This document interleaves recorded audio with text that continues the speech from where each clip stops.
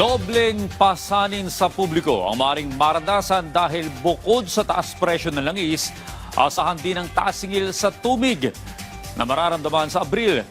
Kung bakit, alamin sa ulat ni Clazel Pardilla. Sa pool ng pagsirit ng presyo ng gasolina ang water station ni May na nagdi-deliver ng tubig. Kaya diskarte niya sa pagkakarga ng mga galon. Pag isang biyahe, talagang pupunuin na para makamino sa pagtakbo ng paggamit ng gasolina. Para at least makatipid-tipid naman sa gastos. Pero kailangan pang mag-isip ng paraan ni May para mas makatipid. Simula kasi sa Abril, mararamdaman naman ang dagdag singil sa tubig. Inaprubahan na kasi ng Metropolitan Waterworks and Sewerage System Regulatory Office ang bagong Foreign Currency Differential Adjustment o FCDA. Mekanismo ito para itama ang paglakas o paghina ng piso kontra dolyar na nakaapekto sa operasyon at gastos ng mga kumpanya. 4 na sentimo ang dagdag singil sa bawat cubic meter ng Manila Water.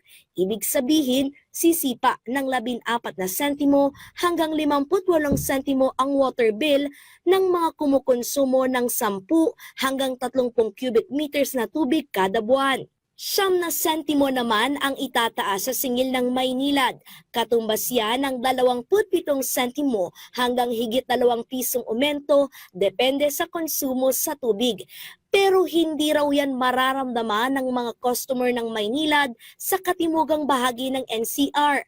Pinatawan kasi ng MWSS Regulatory Office ng higit 42 milyong pisong multa ang naturang konsesyonaryo matapos mabigong magbigay ng tuloy-tuloy na supply ng tubig sa kanilang mga customer. Dahil dyan, makatatanggap ng rebate o balikbayad ang mga customer ng Maynilad sa darating na Abril. Yung rebates can cover the FCDA increase? Definitely.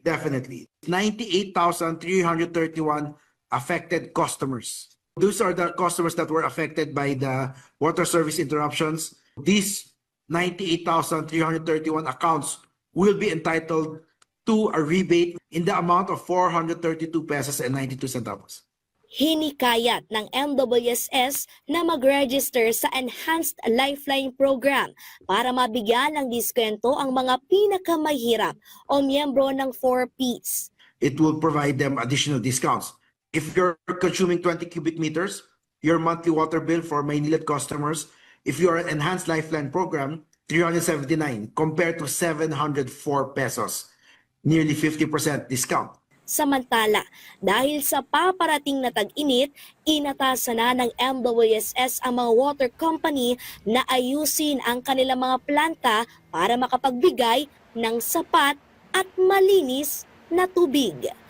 Clazel Pardilla para sa Pambansang TV sa Bagong Pilipinas.